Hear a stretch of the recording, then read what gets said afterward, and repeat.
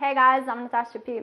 I think a lot of people rush through the week and even rush through the day to get out of work and finally enjoy themselves and go about their own business, forget about work, right? I think especially if you have a 9 to 5 office job, it can be uneventful and unexciting.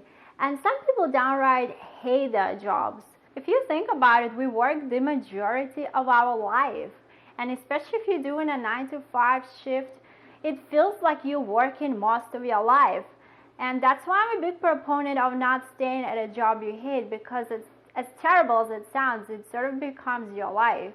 The reason I'm making this video today is because in the current economic situation in the United States, and now it's July 2021, the unemployment rate is really low and a lot of companies are hiring new workforce and they even raising salaries to attract new employment. So if someone is unsatisfied at their work and is dreading every day to go to work, now may be a good opportunity to change that.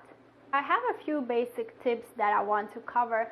Number one is I just want to give a list of websites that I've used. Register on all job searching websites that you can find that are reputable. Don't just register on one or two, register on all of them. Different employers may post their listings on different websites. One employer may post a job listing on Monster, another one on Indeed. By registering on different websites, you are widening your options. Number two, have a killer resume. We all know that a resume won't get you a job, but it will get you interviews. So I personally wasn't very good at writing resumes, and what helped me was just picking up a handbook in Barnes & Noble on how to improve my resume writing skills.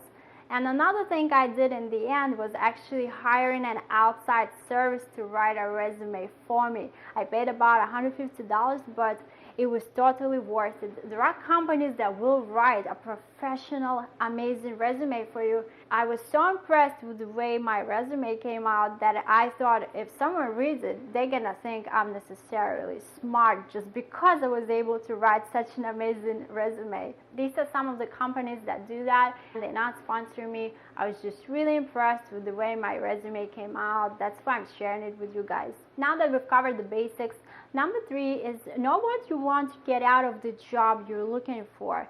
Is it the environment? You want to work with young people, people that are super friendly and chit-chatty, where it feels like a family? Or do you want just more money, the most amount of money you can get? Do you want a lot of vacation days? You should consider all those things before you go for an interview, before you even start looking for a new job, just to know what is it that you're looking for, what is important to you. For me personally, I love working in an environment where everyone is relaxed and friendly, and I would rather take a little bit less money but work in a very friendly and relaxed environment than making more money but working in an environment where everyone is really strict and you feel uncomfortable talking to people because you're just supposed to be working all day with your head down. You know, some people may not care about those things. If you want to just get the most amount of money out of your work, that's fine, but just know what is it that you want. And then when you do decide what factors are important to you, you go into an interview with that in mind, and then you pay attention. Let's say you want to work in an environment where everyone is super friendly and super nice, and you want to feel like you belong to a big family. Very good indicators of that would be people that are interviewing you, because those are probably people at the top, and people at the top are usually ones that set the tone for the whole organization. Look around you. Who works there? How do they behave? Do they smile at you when you walk by? Do they look happy and relaxed? Or do they look serious and uptight and rush about their business? You know, those can be really great indicators of what the environment in the organization is like, what the vibe is like. Number four, perseverance. In situations like this, it definitely pays off. Before my last job, I sent my resume out for about a month, maybe more than a month, and I didn't get a single interview. But I kept sending it and sending it every day, and eventually I got invited for an interview and I found a job. And I love telling a story about my friend who came from Poland. It's very inspiring. She sent her resume out for 6 months in hopes to find an employer that would sponsor her work visa because she wanted to come to the States.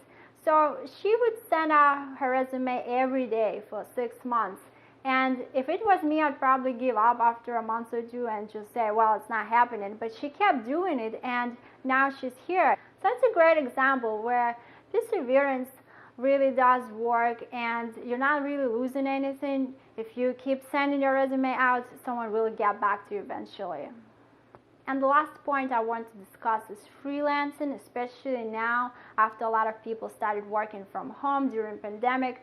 They are considering doing freelancing because we found value of having more time. And I think the older I get, the more I realize how valuable time is. And doing freelance work can give you that extra free time and flexibility. I'm honestly considering it myself. I hope my boss is not watching this. I am considering switching from an office job to freelance work, even potentially losing some benefits, but I feel like having more free time and more flexibility can be more important than even having more money. So I hope you guys found some value in this video. If you did, give me a like and remember to subscribe to my channel, and I'll see you in the next video.